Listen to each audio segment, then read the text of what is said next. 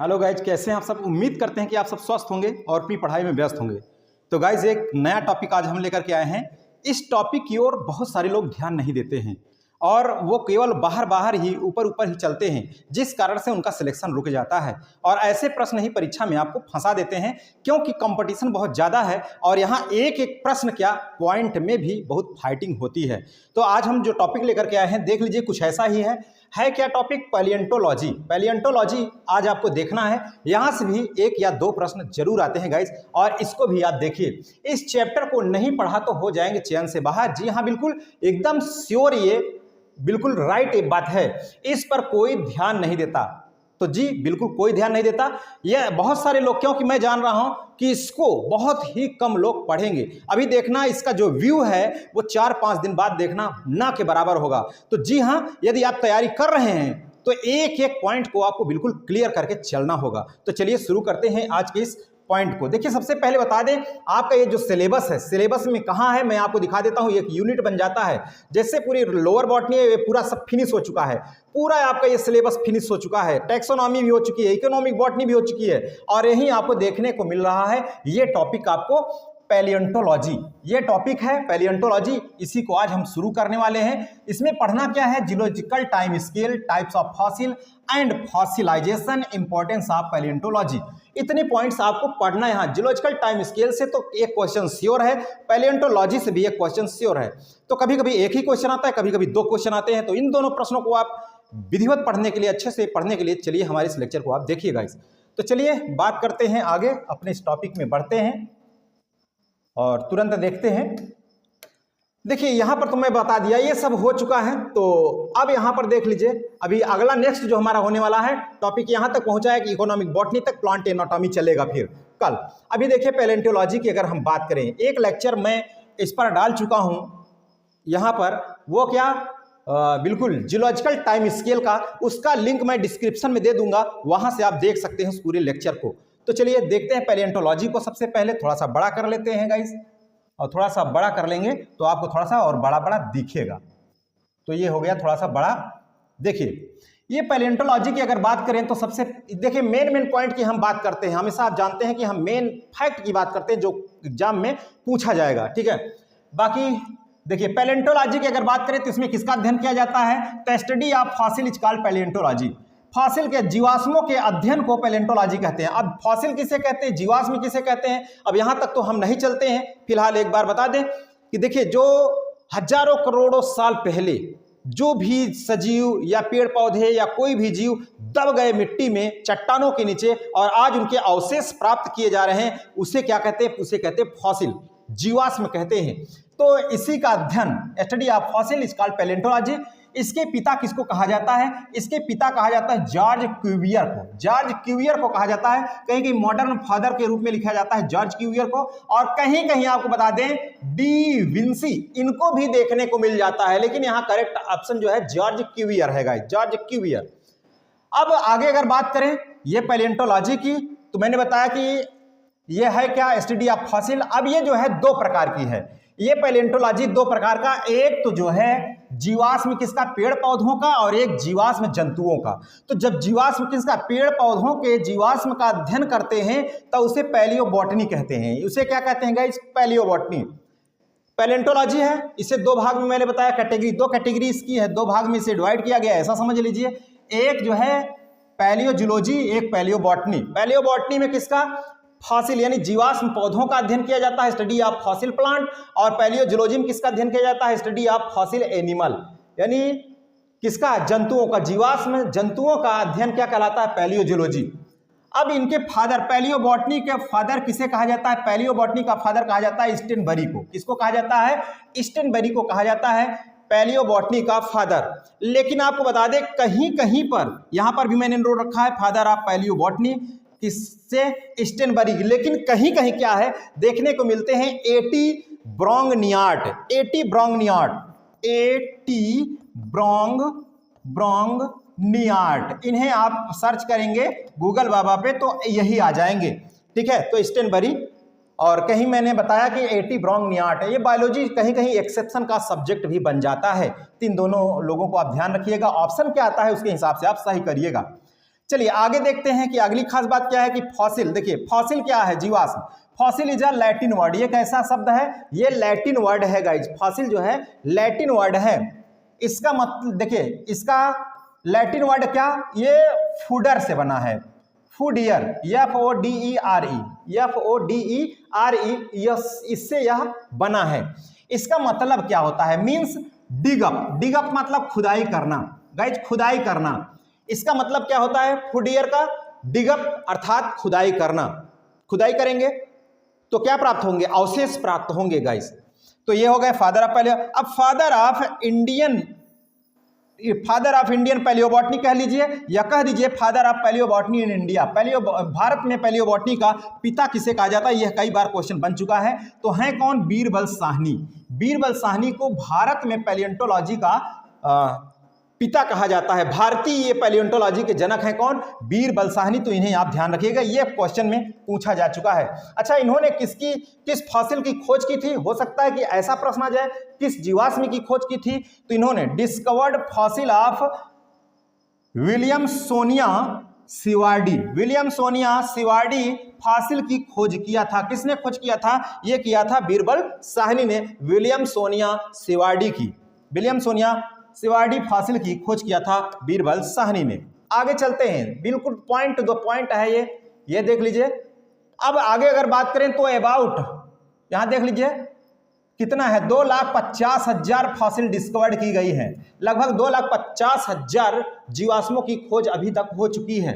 Birbal Sahni research institute कहाँ स्थित है, लखनऊ में, इंडिया में लखनऊ में बीरबल साहनी रिसर्च इंस्टीट्यूट स्थित है। वेरी वेरी मोस्ट इंपॉर्टेंट, ये कई बार क्वेश्चन बन चुका है।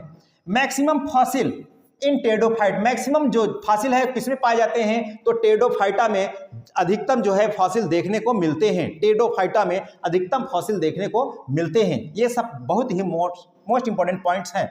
अब थोड़ा फॉसिलाइजेशन किसे कहते हैं, देखिए जीवाश्म बनने की प्रक्रिया जीवाश्मीकरण कहलाती है। ठीक है, जीवाश्म बनने की प्रक्रिया क्या कहलाती है, जीवाश्मीकरण अर्थात फॉसिलाइजेशन। तो देखिए the process of formation of fossil is known as fossilisation. ठीक है, यानी फॉसिल के बनने की प्रक्रिया क्या कहलाती है, फॉसिलाइजेशन कहलाती है। और ये जो जीवाश्म बनने की प्रक्रिया है स्पॉन्टेनियस प्रोसेस है, लगातार होती रहती है गाइस। स्पॉन्टेनियस प्रोसेस है, लगातार होती रहती है। इसके कुछ बेसिक मटेरियल हैं। Basic material is available in sedimentary rock, यानी इसके जो बेसिक मटेरियल होते हैं वो किसमें उपस्थित होते हैं, सेडिमेंट्री रॉक में। और यह भी क्वेश्चन पूछा जा चुका है।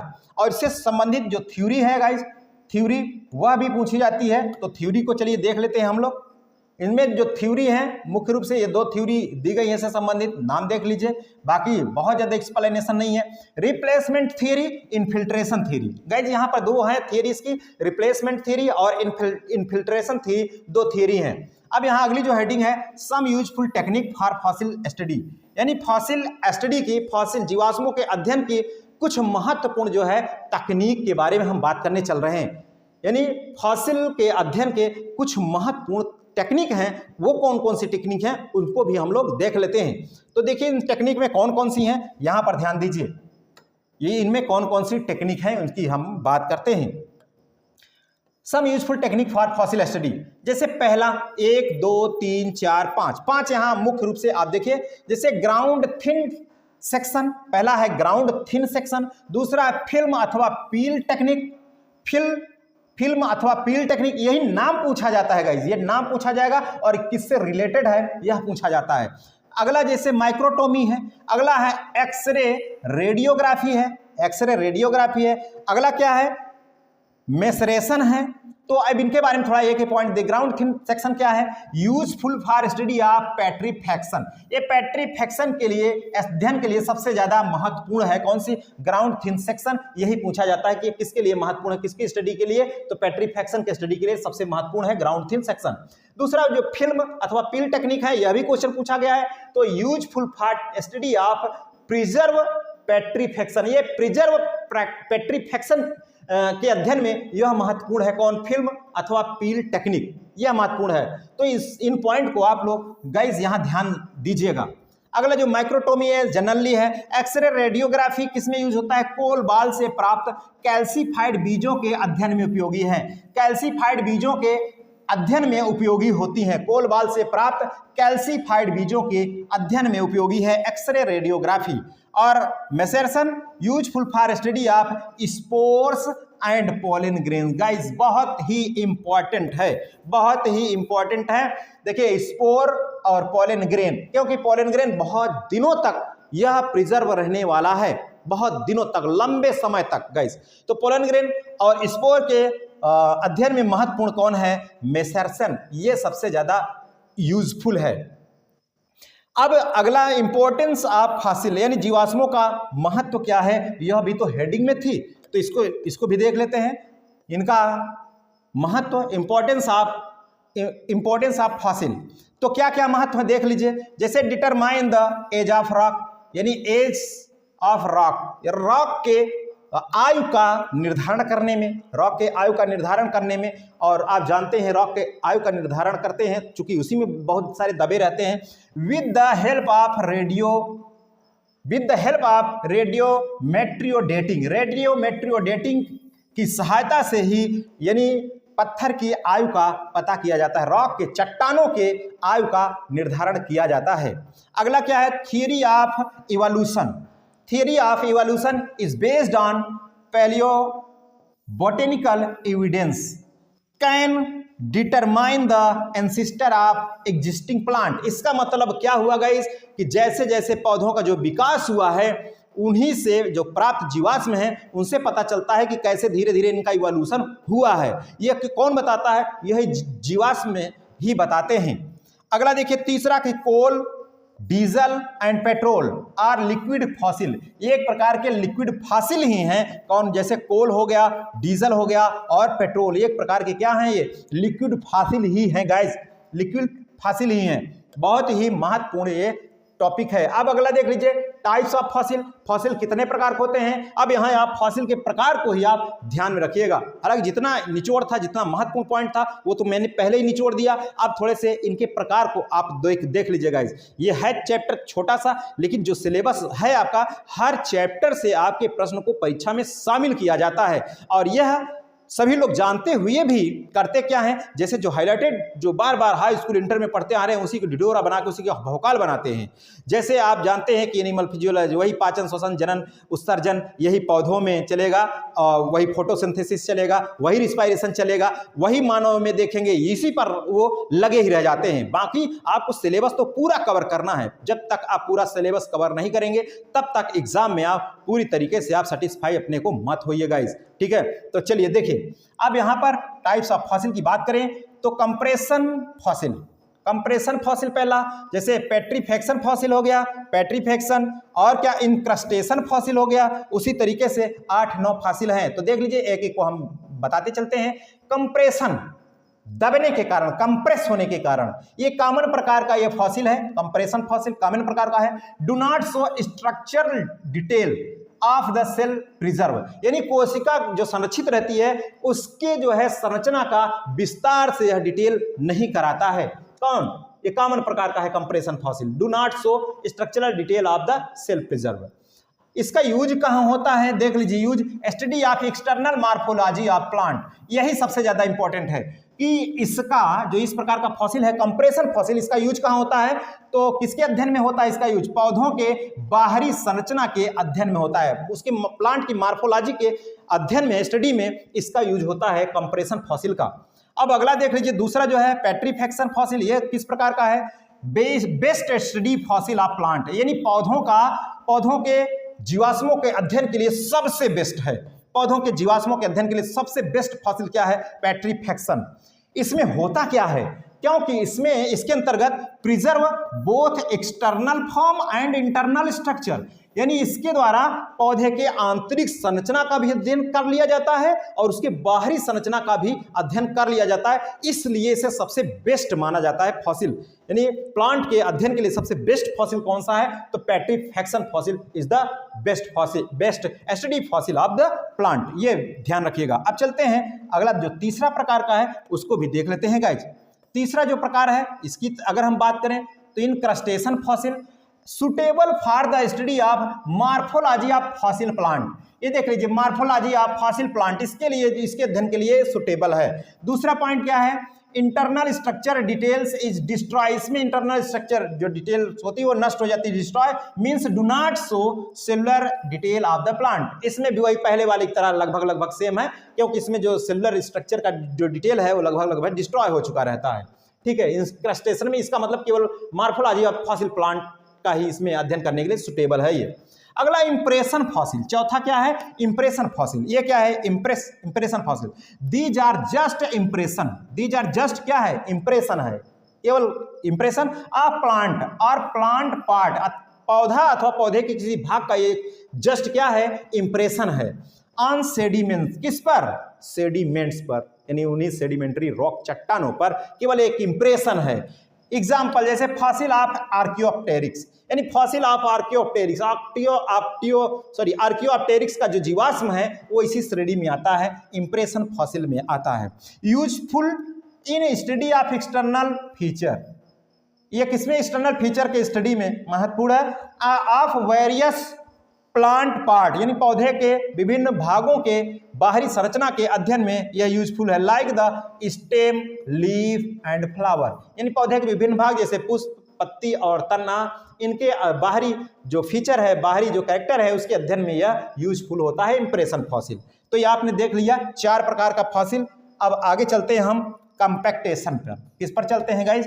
कंपैक्टेशन पर चलते हैं। 5 नंबर का जो फॉसिल है इसको भी देख ले। देखिए, आपको समझाने के लिए कहीं इंग्लिश तो कहीं हिंदी तोड़ मरोड़ के पूरा बना रखा है गाइस, तोड़ मरोड़ के, इसको भी देख लीजिए। कंपैक्टेशन, कंपैक्टेशन अथवा ममीफाइड प्लांट, ये देख लीजिए, यह पूछा जा सकता है। ममीफाइड प्लांट, कंपैक्टेशन अथवा ममीफाइड प्लांट, ये पादप या पादप अंगों के परस्पर दाब से बने होते हैं। पौधे अथवा पौधों के अंगों के दाब से परस्पर ये बने होते हैं। अगला पॉइंट इसमें, इनके रासायनिक पदार्थों का अंतःस्यंदन, इनफिल्ट्रेशन किया जा सकता है। रासायनिक पदार्थों का इनफिल्ट्रेशन किया जा सकता है तथा सूक्ष्मदर्शी द्वारा अध्ययन के लिए इनके सेक्शन काटे जा सकते हैं। अब अगला है कोलबाल, ये क्वेश्चन आया था कोलबाल, कोलबाल से संबंधित देख लीजिए प्रश्न आया था।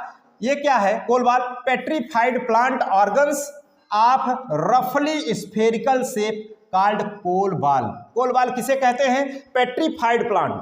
गाइज पेट्रीफाइड प्लांट है, प्लांट ऑर्गन्स ऑफ रफली स्फेरिकल शेप में होता है, यानी खुरदुले स्फेरिकल शेप में पौधे का पेट्रीफाइड अंग जो है वही कहलाता है कोलबाल कहलाता है गाइज, कोलबाल कहलाता है। तो ये आ चुका था। और अंबर भी पूछा गया था गाइज, अंबर, अंबर को भी देख लीजिए। यह वास्तव में कुछ पास्ट कोनिफेरस ट्री, कुछ पुराने जो कोनिफेरस ट्री हैं, शंकुधारी वृक्ष, कल जी शंकुधारी वृक्ष, ये वास्तव में कुछ पास्ट कोनिफेरस ट्री अर्थात शंकुधारी वृक्ष जैसे पाइनस सक्सिनिफेरा का रेजिन है। पाइनस सक्सिनी ये कोनिफेरस ट्री का क्या है? रेजिन है गाइज, अंबर ये रेजिन है, रेजिन है, ये ध्यान रखिएगा। इस रेजिन में अनेक छोटे छोटे पौधे व जीव प्रिजर्व हो गए और इनका यूज किस में होता है? ज्वेलरी में। किनमें यूज होता है? Used in jewellery. बहुत ही ज्यादा इंपॉर्टेंट है अंबर। अंबर क्या है? एक प्रकार का रेजिन है, किसका? शंकुधारी वृक्षों का ये रेजिन है। इसमें जो है अनेक छोटे छोटे पौधे और जीव प्रिजर्व हो गए थे, इनका यूज आज हो रहा है ज्वेलरी में। गाइज आज किसमें? जैसे कुछ बना दिए ना, लटकाने उटकाने वाला, पीछे खोखला है तो ये भर देते हैं, अंबर। गाइज चलते हैं आगे, चलते हैं। इसको उम्मीद करते हैं इतना पूरा आपके समझ में आ गया होगा गाइज। आगे अब हम बात करते हैं कि आगे महत्वपूर्ण क्या पॉइंट्स हैं। 8वां number actual remains. Actual remains ये थोड़ा इतना ज्यादा इंपॉर्टेंट नहीं है। इनका विघटन न होने से वास्तविक अवस्था में ही परिरक्षित हो गए, मतलब कोई विघटन न हुआ, ये परिरक्षित हो गए अपनी वास्तविक अवस्था में, तो उसे किसमें रख दिया? एक्चुअल रिमेन्स कहलाते हैं ये। अब स्यूडो फॉसिल की बात करते हैं, ये बहुत ज्यादा इंपॉर्टेंट है। स्यूडो फॉसिल ये पूछा भी गया है, इंपॉर्टेंट भी है। कभी कभी कुछ चट्टानें किसी पादप अंग अथवा प्राणी का रूप ले लेती हैं। कोई जो चट्टानें हैं कुछ कभी कभी क्या होता है कि पादप अंग का रूप ले ली या किसी जीव के अंग का रूप ले लेती हैं और इन्हें ही जीवाश्म समझा गया। ये वास्तविक रूप से जीवाश्म होते नहीं हैं। तो गाइस कभी कभी मैंने बताया कि कुछ चट्टानें हैं जो पौधे के अंग का रूप ले लेती हैं या किसी जीव के अंग का रूप ले लेती हैं, तो उन्हें सोच लेते हैं कि ये जीवाश्म है, लेकिन ये वास्तविक रूप से जीवाश्म नहीं होती हैं, तो उसे स्यूडो फॉसिल कहते हैं। क्या कहते हैं? Pseudo fossil. जैसे यहाँ स्यूडो फॉसिल में यहाँ देख लीजिए कौन? इक्थियोसाउरस। इक्थियोसाउरस ये इंपॉर्टेंट है। ये क्या है गाइस? देख लीजिएगा, ये है स्यूडोफॉसिल। क्या है? स्यूडोफॉसिल।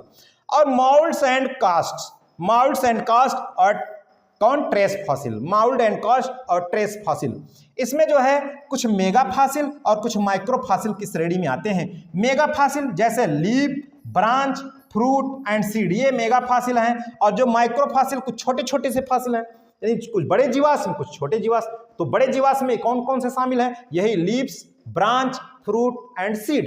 लेकिन माइक्रोफॉसिल में जैसे माइक्रोस्पोर और मेगास्पोर, ये किस में आते हैं? ये आते हैं माइक्रोफॉसिल के अंतर्गत आते हैं। तो उम्मीद करते हैं जो फॉसिल और फॉसिलाइजेशन टाइप्स ऑफ फॉसिल ये आपके समझ में आ गया होगा गाइस। और चलिए आगे थोड़ा सा चलते हैं, क्योंकि पूरी हम पैलियोंटोलॉजी की बात कर रहे हैं। अब आगे अगर हम चलेंगे गाइस तो आपको बता दें, इसका 2 पेज है। देखिए, जियोलॉजिकल टाइम स्केल हमारे पास, ये बहुत ही महत्वपूर्ण है गाइस। जियोलॉजिकल टाइम स्केल, जैसे इसमें एजोइकिरा, इसमें कोई जीवा लाइफ नहीं थी। आर्कियोजोइकिरा, ये प्री कैम्बियम पीरियड का है। प्रोटियोजोइकिरा, पैलियोजोइकिरा, और वहीं पर मीसोजोइकिरा, और उसके बाद सिनोजोइकिरा। ये पूरा जो है, इसमें किसे जो है गोल्डन आप डायनासोर कहते हैं और किसे एज ऑफ साइकेड्स कहते हैं। तो इस गोल्डन एज ऑफ एम्फीबियन किसे कहा जाता है? गोल्डन एज ऑफ फिश किसे कहा जाता है? जैसे ये डिवोनियन पीरियड है ना। और एज ऑफ इनवर्टिब्रेट किसे कहा जाता है? ये क्वेश्चन बहुत आता है। जैसे गोल्डन एज ऑफ फिश किसे कहते हैं? गोल्डन एज ऑफ फिश किसे कहते हैं? और golden age of amphibian, golden age of reptiles, golden age of dinosaur, ये बहुत आता है गाइस, ये सब बहुत पूछा जाता है। तो आपको बता दें, देखिए इसकी जो इसको भी लेकर चलेंगे, लेक्चर ज़्यादा हो जाएगा। इसका लेक्चर एक मैंने पहले से ही बना करके चैनल पर पहले से ही अपलोड कर रखा है जियोलॉजिकल टाइम स्केल का, उसका मैं लिंक डिस्क्रिप्शन में दे दूंगा, उसे आप देख सकते हैं। यहाँ जो लोग ग्रुप में हैं, मैं ग्रुप में उसका लिंक शेयर कर दूंगा। हालांकि उसमें छोटा छोटा लिखा गया है, वहाँ से नहीं समझ में आएगा, लेकिन वहाँ से भाषा अगर आप समझ गए तो उसके बाद ये आप PDF से आप समझ सकते हैं, तो समझ सकते हैं। चलिए, अगर आपको पढ़ना है तो गाइस आप बिल्कुल मेहनत करिए। और इस समय आपका केवल और केवल एक ही, देखिए मैं आपको शेयर करूंगा, जो PDF शेयर करूंगा तो 2 भागों में है। ये देख लीजिए, ये चूंकि जो कॉपी में नोट किया गया है वो नोट किया गया है, तो दोनों साइड में लेकर के नोट किया गया है। थोड़ा सा समझा दे, जैसे नोट्स मिलेगी तो बहुत छोटा छोटा है, आपको दिख भी नहीं रहा होगा, लेकिन समझ लीजिए नोट्स जैसे मिलेगी आपको तो आप उसको समझ जाएं। जियोलॉजिकल टाइम स्केल है, यहाँ पर देख लीजिए जियोलॉजिकल टाइम स्केल है। तो इधर जैसे मैं लिख रखा हूं, जैसे आर्कियोजोइक इरा है, सेकेंड लॉन्गेस्ट ड्यूरेशन इरा है ये, और पहली बार इसमें जीवन आया था, फर्स्ट लाइफ होता है, फर्स्ट लाइफ। यूनिसेलुलर ऑर्गेनिज्म थे, ओरिजिनेटेड, इसमें कौन कौन ओरिजिनेट हुए? Virus, bacteria, blue green algae, तो ये सब इसी का है, इसी का इधर ऐसे पूरा है। फिर इसका प्रोटियोजोइक का इधर पूरा है, इसमें एल्गी, फंजाई, प्रोटोजोआ, मोलस्का।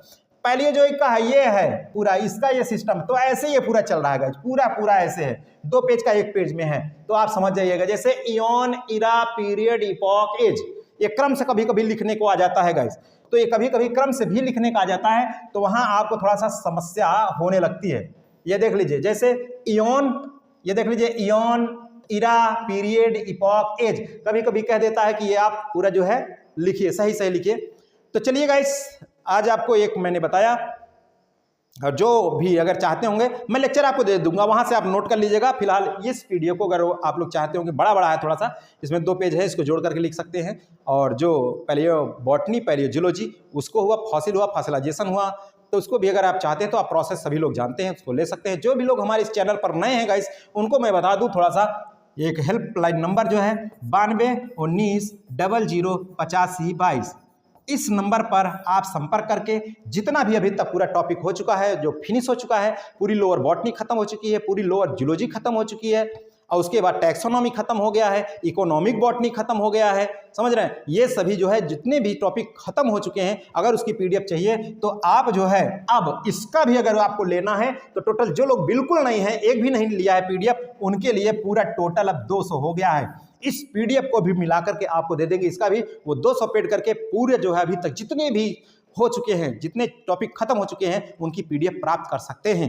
आपको एक स्कैनर भेजा जाएगा, वहां से आप पेड करके आप PDF प्राप्त कर सकते हैं। यहाँ तक के भी जितना भी हुआ है टोटल, मैं आपको बता दूं, चाहे वो लोअर जियोलॉजी हो, चाहे वो लोअर बॉटनी हो, और ध्यान दीजिएगा, ये आपको पता होना चाहिए कि लोअर जियोलॉजी क्या है, कितने शामिल है, लोअर बॉटनी में कितना शामिल है, ये आपको पता होना चाहिए बखूबी। बहुत सारे चैप्टर हैं, सब समझ लीजिए। और टैक्सोनॉमी हो गया है, इकोनॉमिक बॉटनी हो गया है पूरा, और ये हो गया तो चलिए, फिलहाल जिनको केवल यही PDF लेना होगा, वो आप सभी लोग जानते हैं कि केवल एक लेक्चर का जो PDF है वो पूरे 10 रुपए का आपको मिल जाता है। इससे आप लेक्चर देखें, PDF प्राप्त करें, पूरा समझ जाएंगे आपको। यह कुछ नहीं, अगर आप जोड़ लीजिए, जहां पर भी कोर्स खरीदते हैं लोग, परचेस करते हैं, उसकी तुलना में फिलहाल इसके बारे में ज़्यादा नहीं कहेंगे। जिनको भी चाहिए होगा वो बताइएगा। फिलहाल आज का यह लेक्चर कैसा लगा आप लोगों को? जो लेक्चर मैंने फिनिश किया, आप लोग कमेंट बॉक्स में एक दमदार कमेंट के साथ जरूर बताइएगा। तो गाइस चलिए, आज के लेक्चर में यही तक रखते हैं, फिर मिलेंगे नए दिन, नए ऊर्जा और नए लेक्चर के साथ। ओके, थैंक यू, जय हिंद।